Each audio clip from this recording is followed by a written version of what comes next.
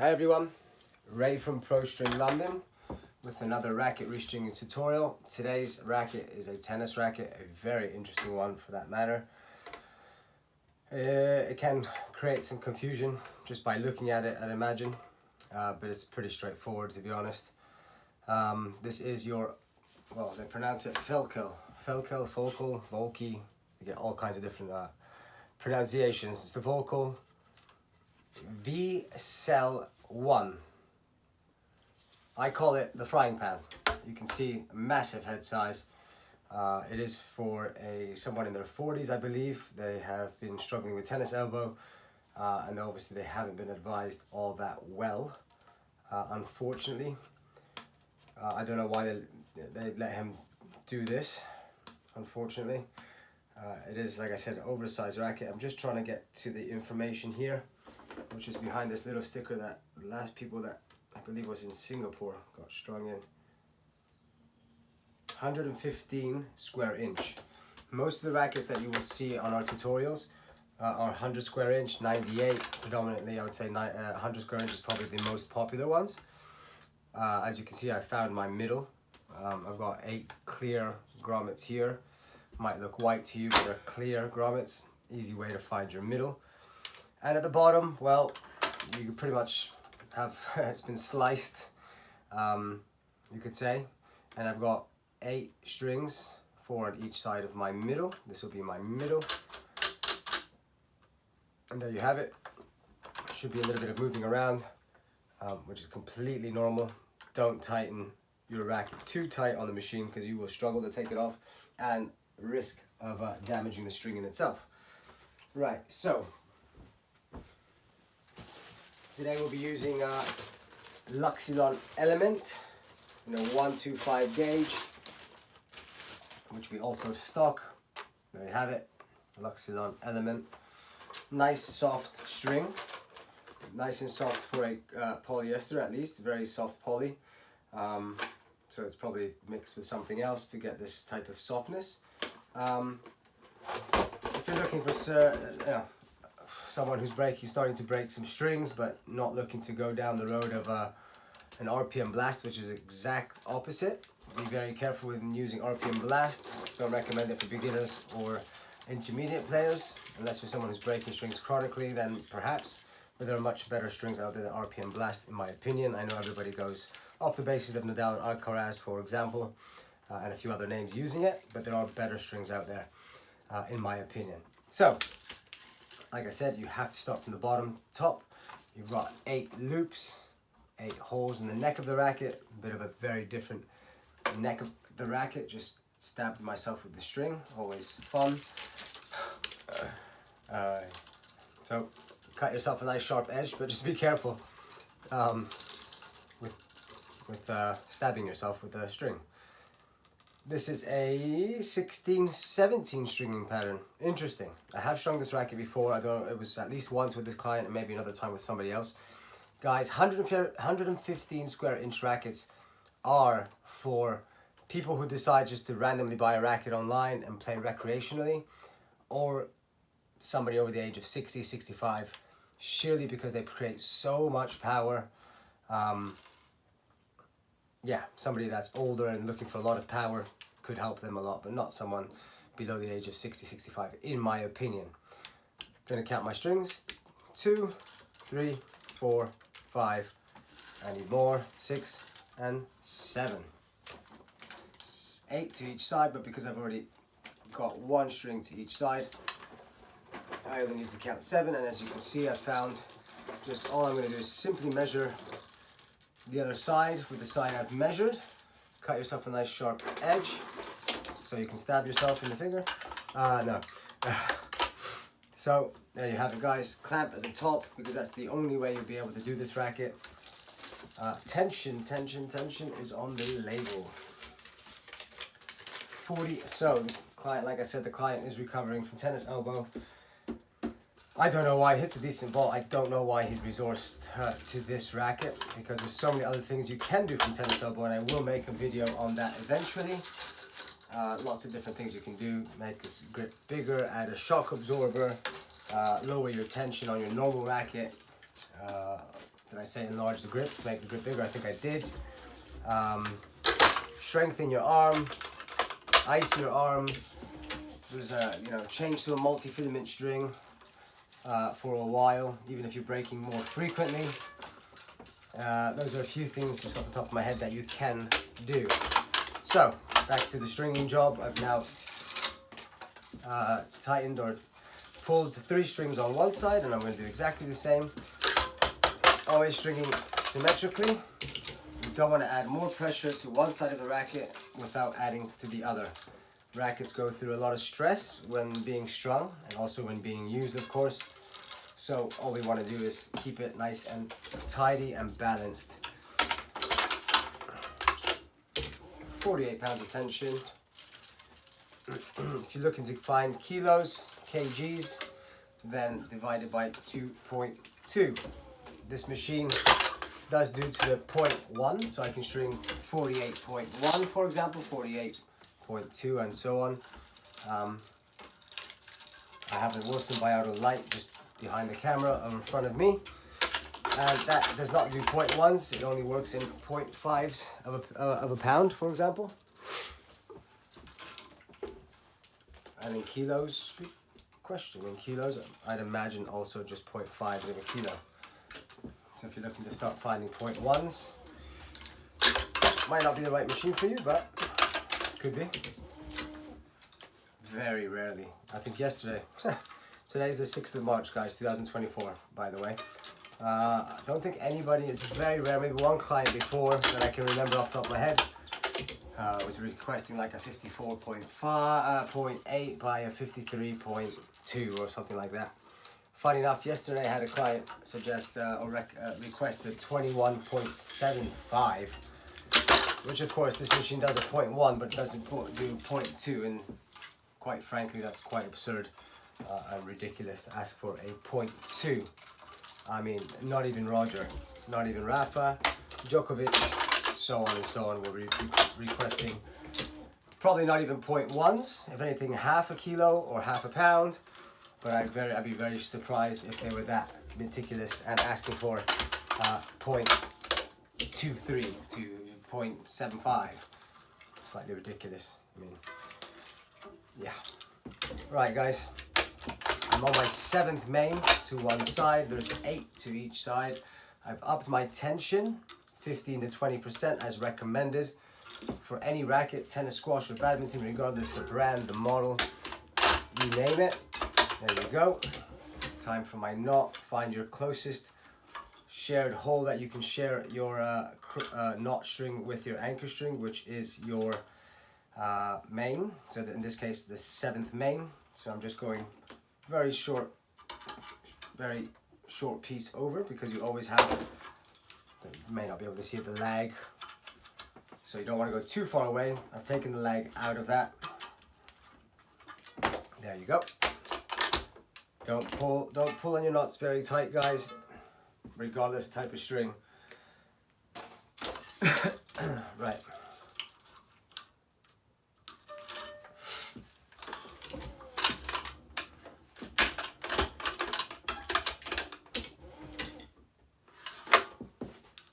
And my last main string on the other side. I have upped the tension already, 15%, 55.2, which is 55% on 15% on 48 pounds of tension. There you go.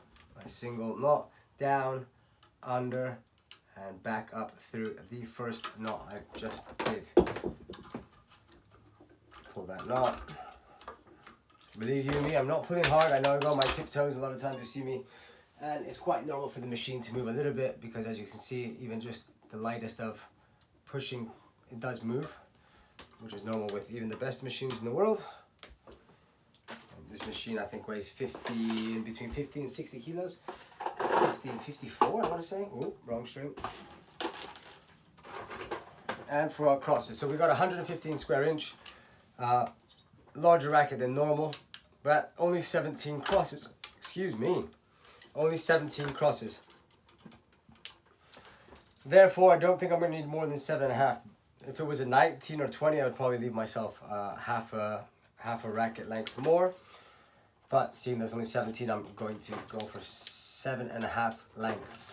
4, 3, whoa. Make sure you count correctly. 1, 2, 3, 4, 5, 6, 7.5. And yes, there can be some lag in the string. That's okay. It doesn't have to be. Don't tighten your string and pull it like a... No, don't do that. Be kind. It's okay to have a tiny bit of string wastage. It's never going to be perfect, but with time, if you're just starting out, you'll eventually know how much more or less to give yourself, depending on the racket as well. So there you go, my starting knot, which is also a Parnell knot.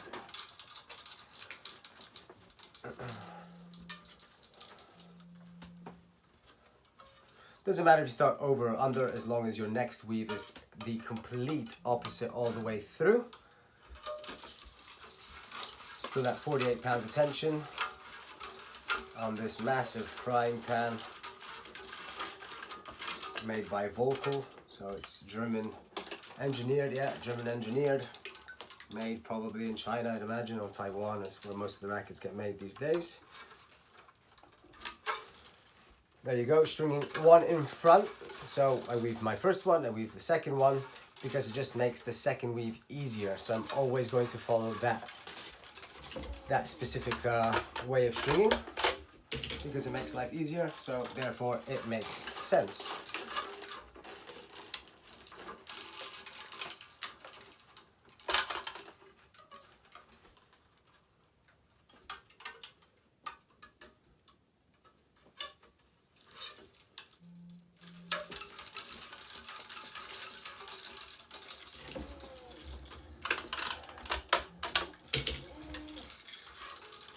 Guys, if you're not in a rush, if you're not that experienced, take your time.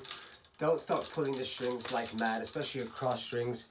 And if you are going to start rushing it a little bit, and you're feeling your time's going up, and you can get a little bit quicker, that's all good as well. But just make sure you use your hand to bring the string up and down, as you can just see I'm doing myself. I've gone a little bit too far over, fine.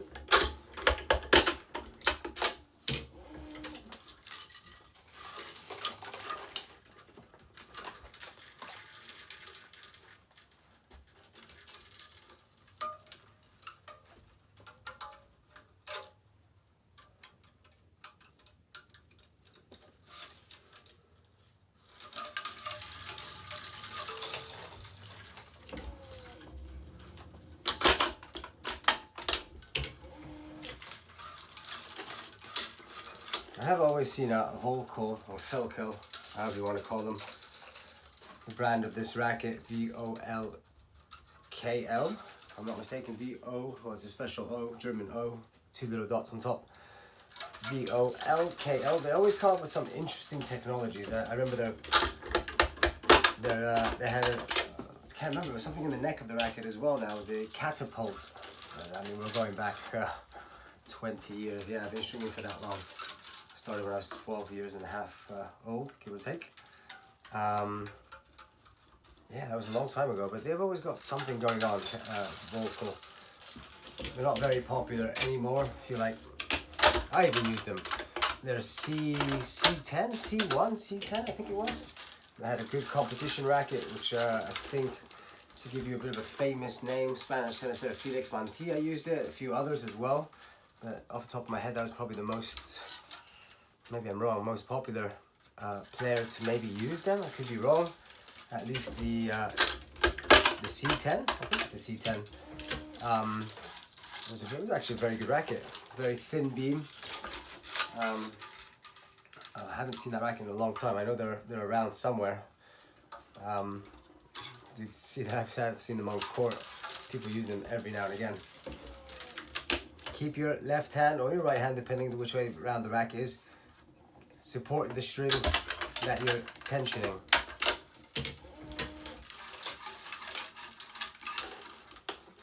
I'm going to get rid of this little bit of knot string, excess string from my knot.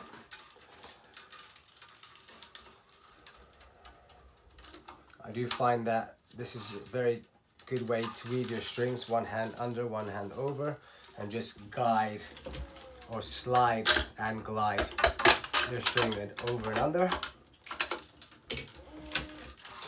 So I left a lot more string than I needed. We live and learn, eh? Live and learn. Every racket. It's all good. I thought I'll leave my normal, despite there being 2 less strings. Always check your stringing patterns. See how much string you need. Whether it's 1820, 1619, 1618s, 1620s.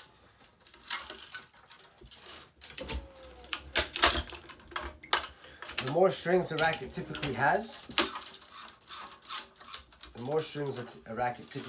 more control it would offer and less spin and power. And then the less strings, the more open the pattern is, they offer you more power and spin, which will also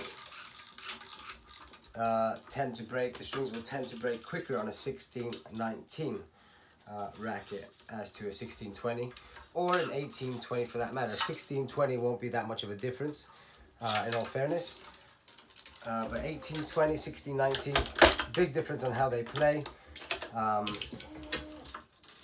and how much you're going to break strings as well. See, 1820 holds tension better, it's slightly more closed pattern, so it tends, I say tends, not always, but tends to hold tension a bit better. You need less tension to get tighter as well on an 1820. 1619 will typically lose tension quicker. Less strings, more of an open pattern, very normal. Anyway, guys, we're coming up to a very quick end here, I think.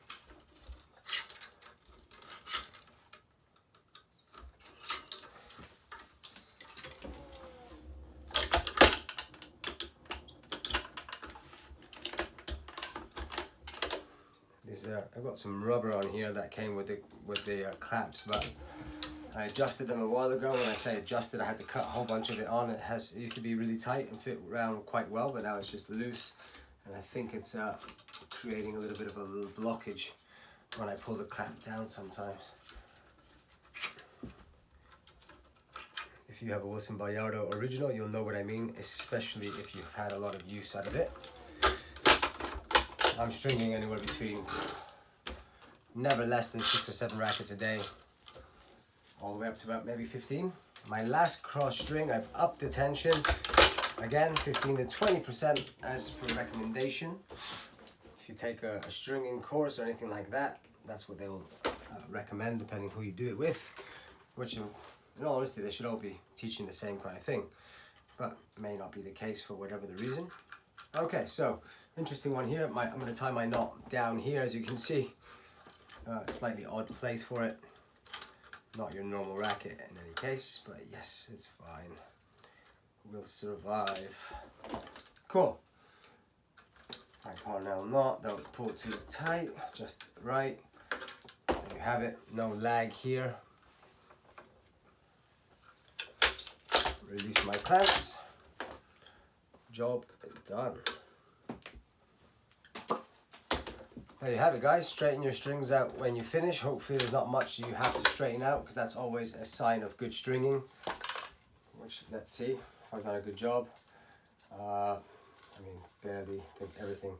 I can't believe how big this racket is. It is huge. It's a trampoline, 48 pounds. I mean, it's come out tight for 48, but you can just hear it. It's just bong, bong, bong, bong. It's not a high pitch ding, ding, ding. Bom, bom, bom, bom. Feels super soft against my hand as well. But anyway, hey, hopefully this guy recovers from tennis elbow and can get away from this piece of crap, which in my opinion is a piece of crap, just as this is the head TI6 S6 head. Stay away from these kind of things, guys. If you're, unless you're someone who's just thinking, I just want to spend 70 pounds, 80 euros or 80, $90, something simple, but don't Google, oh, what tennis racket, powerful tennis racket. It's nonsense. Don't Google that kind of stuff. I should probably make a video on this. Go for 100 square inch, 98 even if need be. 100 square inches, your happy medium. Unless you're 60, 65 or somebody that really, really needs power I've seen it a few times actually. People, I won't go down that road. Oh no, maybe I will. Maybe it'll be helpful to somebody. If you're disabled or have any kind of disability in any ways, then it's a great racket. Don't get me wrong. But there you have it. I mean, they're both 115 square inch. Comparing it to a normal head size, this is actually my diadem racket. Huge, huge. Fits inside the frame. Anyway, guys, thanks for tuning in. Hopefully that was some useful stuff there for you guys. Hopefully you're enjoying our videos, and stay tuned. And thanks for tuning in again. All the best. Happy stringing, guys. Take care.